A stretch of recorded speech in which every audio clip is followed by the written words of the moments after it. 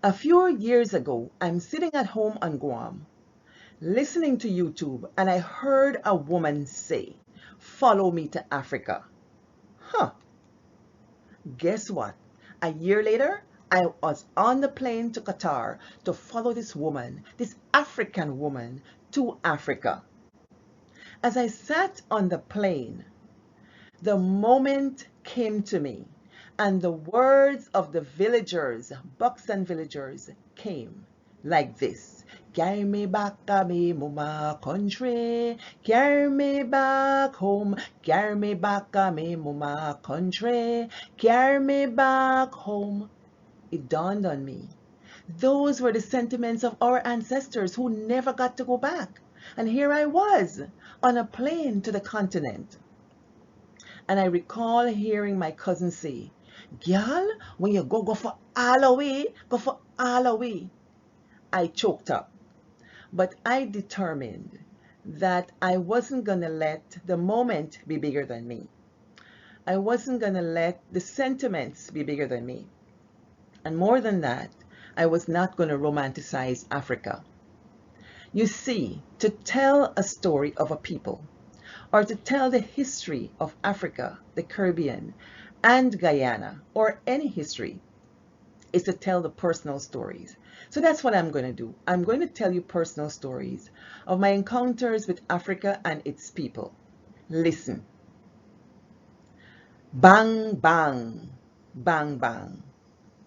Brother Jordan, the Jordanite. Bang, bang. Papa Jordan. Cousin Waveney and Jice. Bang, bang, bang. Cousin Frida. Cousin Pauline, Body Wawa, wife. Bang, bang, bang. I'm Bob, the grandmother. Bang, bang, my great aunt Ivy. Bang, bang. The rattle and the shake. Cover the village. Cover Brush Dam front. Martha hit the pistol. Pistol hit the Martha. Hit the right planting. Hit the green hot planting. Hit the cocoa yam. Fufu. Fufu to meet the cow soup.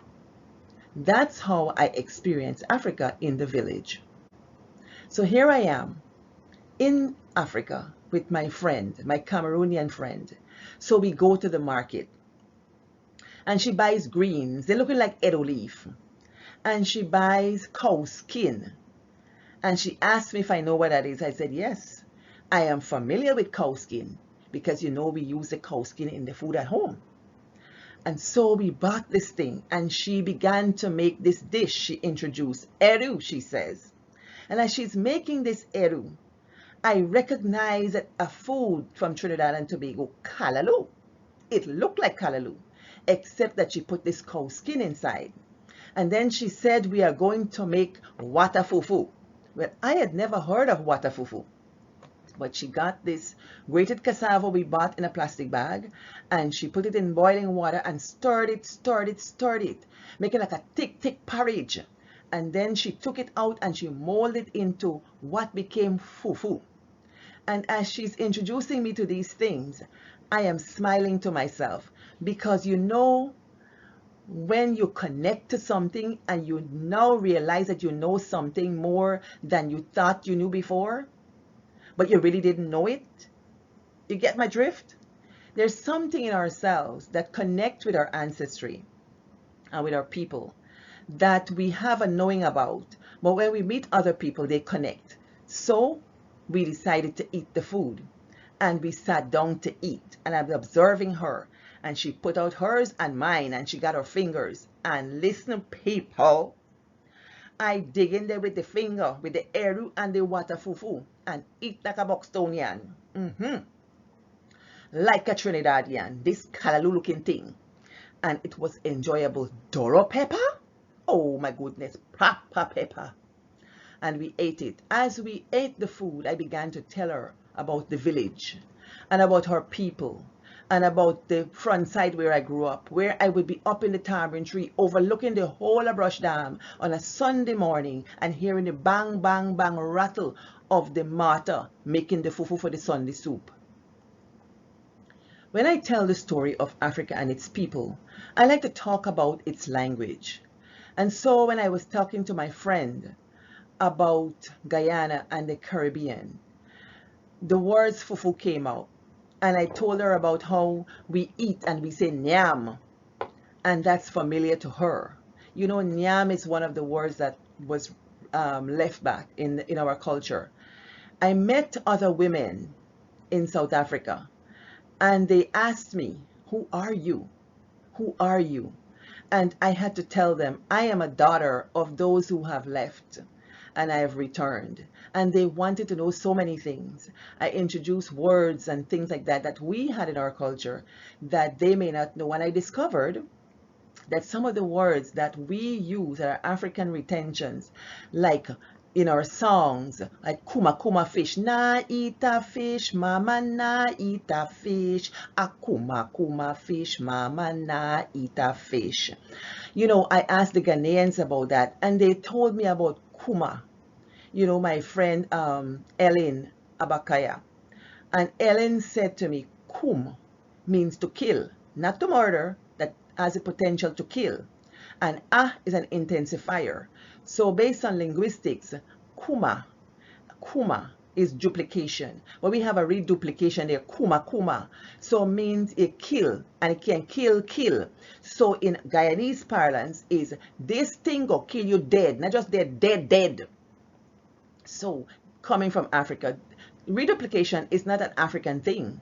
It's in Hawaii, it's in the Philippines, it's a mark of many languages, but we can connect that to African culture and African ways of speaking. Basa basa.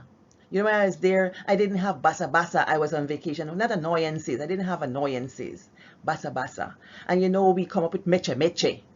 I'm not saying that that's African, but the duplication is there, very much like Africans would speak. When we think of our culture, we think of foods in so many ways. Your kina. Your kina. Why is your kina? Well, the kina is the thing that I eat.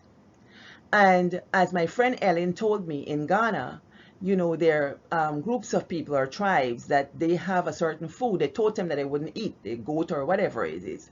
And if you're not eating that, that's your kina. So that came down with our ancestry.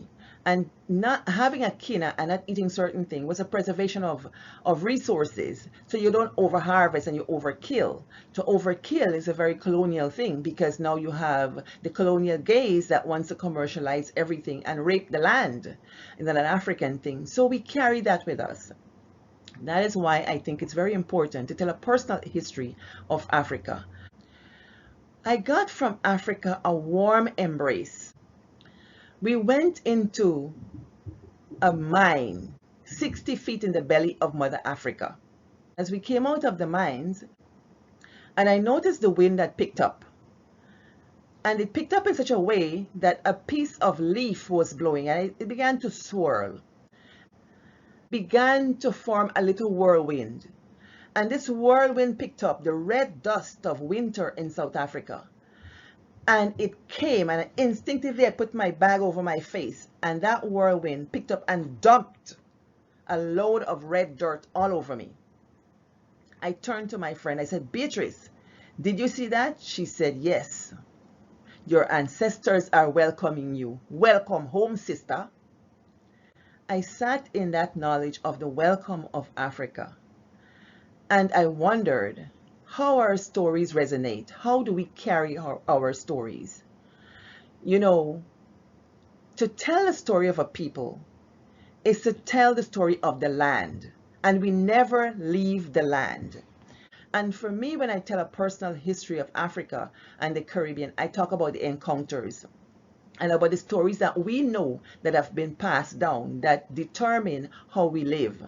So you know a story about a bed sheet. You know that that bed sheet, when it wear out in the middle, it gets torn right down the center, you know, and then the inside becomes the outside edge, and then it's sew back. You know that story, right? Whether you're from Jamaica or Barbados or wherever. And that is why when the people were taken as enslaved peoples, they were able to make do. They were able to take the nothings and make them into something. So the guts of the pig and the cow become black pudding. Yes. Let me tell you. So I was there for a couple of weeks and I'd never seen any black people. All of a sudden, at the corner of my eye, I see a little black girl. I'm like, oh my gosh, a black child, a black child. And I couldn't take my eyes off of her. I looked like laser. After school, I said, come, tell your mother I want to see her. And that afternoon, a regal black woman came, 6 feet tall. And she said, I'm Jan. I said, I'm so happy to see you. She said, I know about you. I said, when? She said, from the time you came. My daughter came home and said, a black one, a black one. Mommy, a black one, a black one. She said, a black what?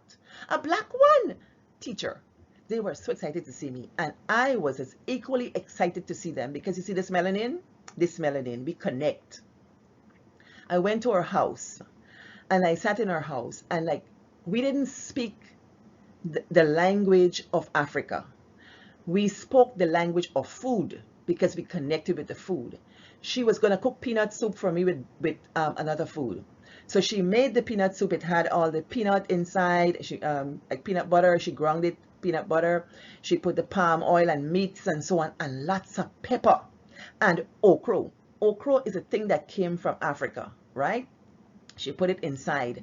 And it dawned on me that I know now why I don't like them people cold sandwich that I give you on the plane and so on deli food. I don't like that. I like my nice soupy food, my nice warm food. It's my African thing coming out. So she made this soup. And then she got this corn flour like, and she stirred it in the pot. And she made this thick thing like porridge. The very first time I'd seen it. And she took out a calabash. People, when she took out the calabash, I was home. Because my mother used to use a calabash too, to put food inside and to roll the fufu and form it. That girl, that woman Jan, she rolled the thing in the calabash. And I said, fufu? She said, no, banku. Ha! Banku like fufu. I connect to Barbados like cuckoo. And like my grandmother with the cornmeal making the cuckoo with the okra inside. You see? That's how we talk about the history of Africa. At least how I talk about the history of Africa. And we sat down and we spoke the language not of the colonizers, but the language of Africa.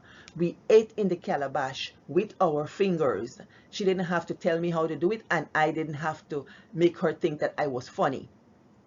So we ate it in silence, no English. Many years later, I went to the Philippines and met the graduate students. And they were excited to see me. My sister, they called me. And we bonded again over food. And they started to make this same thing in the pot like the thick porridge. And I said, banku? They said, ugali. So, banku like ugali, like fufu, like kuku? Ah, I'm learning. And we ate, and they were as funny as ever. And they told me something I already knew. You know, in the morning in Guyana, the mothers give you pap for drink for go to school. And in Jamaica, they get pap too. Well, in all them African countries, they get pap. So this ugali like pap. One of the guys say, when you eat ugali in the morning and you go to school at midday time, all you got to do is drink water. And when you drink water, your belly swell, ugali swell. Afternoon, before you walk the 3 miles to go back home, you drink a little more water, ugali swell. Our parents give us pap to keep us strong and keep us throughout the day. Our African food connects us and it tells a history. I cannot go into all the history that the books have written because that's too long and I have no interest in telling those stories. I am interested in telling our stories. When I tell these stories, I feel at home that I am continuing our culture, not to say that everything that we learn from Africa is necessarily good or we want to continue, but if we know how we connect, we are wiser, more rounded people. So, as I'm telling this story, I want to talk about another experience with language in South Africa. I went to get my hair washed and done, and there were some African young women there, and they were eager to talk with me. And I realized they started talking with me, but I didn't respond. So they use Zulu language and I didn't respond. And they use Swana and I didn't respond. And many different language. They tried, and I realized that my sisters could not speak with me nor me them. It broke my heart because all I knew was English and they didn't know English. So how would they communicate with me? They touched me very gently. They did my hair very nicely. They spoke in tones that I understood when I couldn't understand the language. So, how do we tell the story of Africa and the Caribbean? We tell it with a personal history. And truth be told, that we cannot go through life thinking that every story's been told and every book's been turned and every truth has been uncovered. But in order to ensure that our truths are told, we should ensure that we tell our stories, and passing them down to the generations to come is very, very important, because without a story, we don't have a people. Histories are just that, stories, to tell the story. So I would say tell the stories loud, tell them proud, tell them everywhere you go, because the children are listening and they're the ones that will continue our traditions. Let me talk the story. And if you got some time, check me out on What the Story Say on Facebook and YouTube. Walk good. Here is a story.